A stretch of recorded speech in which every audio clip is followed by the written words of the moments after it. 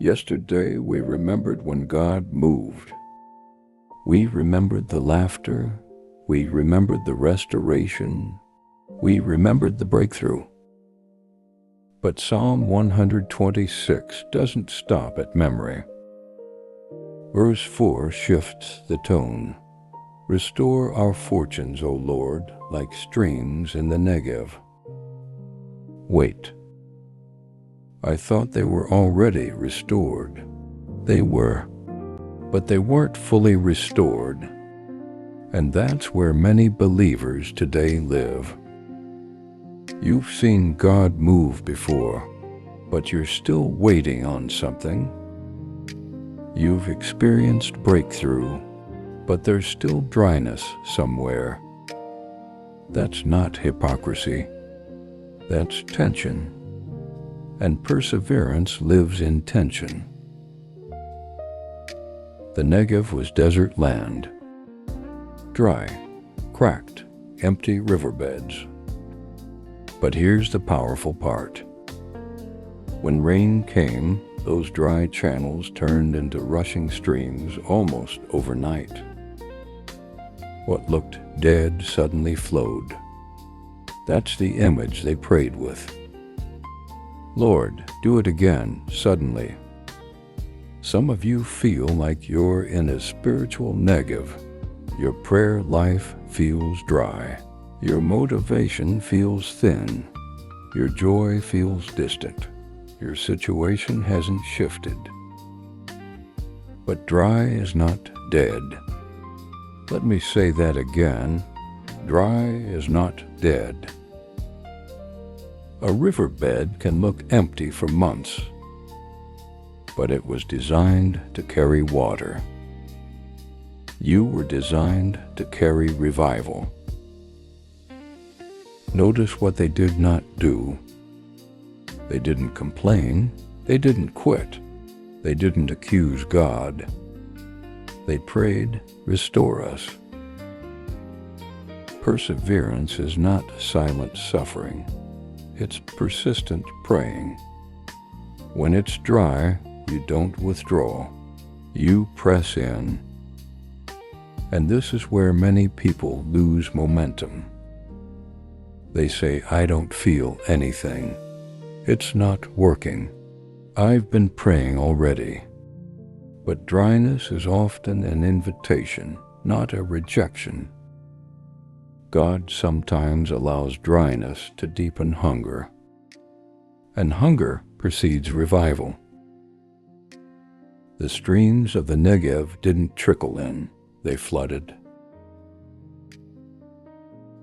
There are moments in Scripture where God moves suddenly. Prayers that seemed unanswered for years shift overnight. Situations that looked permanent change in a moment. But here's the key. The sudden flow didn't eliminate the waiting season. It followed it.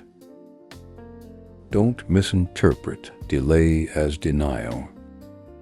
Just because you haven't seen movement yet doesn't mean heaven is inactive. Sometimes God is preparing the ground before He releases the stream. Think about it.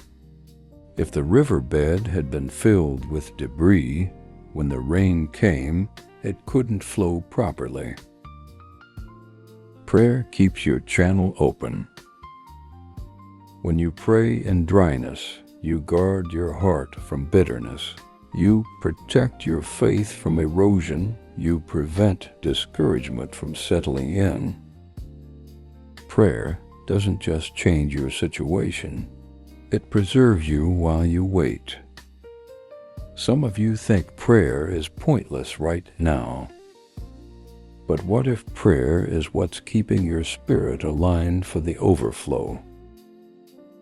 Revival doesn't begin with crowds. It begins with someone saying, Lord, restore us again. There has to be dissatisfaction with dryness. Not anger, not rebellion, but holy hunger. A refusal to accept spiritual stagnation as normal. If we're content in the desert, we'll never cry out for streams. But when hunger rises, prayer intensifies. And when prayer intensifies, God moves. Maybe you're not in crisis. You're just dry. And dryness can be more dangerous than crisis. Because crisis makes you pray, dryness tempts you to coast. And again, today is not about shouting yet. It's about asking again. Restore my passion, restore my fire, restore my hunger, restore my joy, like streams in the desert. Say this with faith: dry is not dead. Delay is not denial. God is not finished. And I will keep praying until the stream flows again. Let us pray. Father, we will not grow comfortable in dry places. Where passion has cooled, breathe again. Where prayer has weakened, strengthen again. Where hope has faded, revive again. We ask you, restore us like streams in the desert, suddenly, powerfully, undeniably.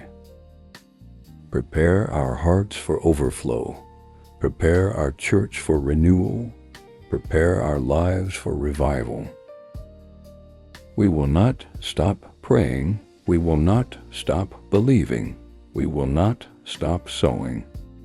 In Jesus' name, amen.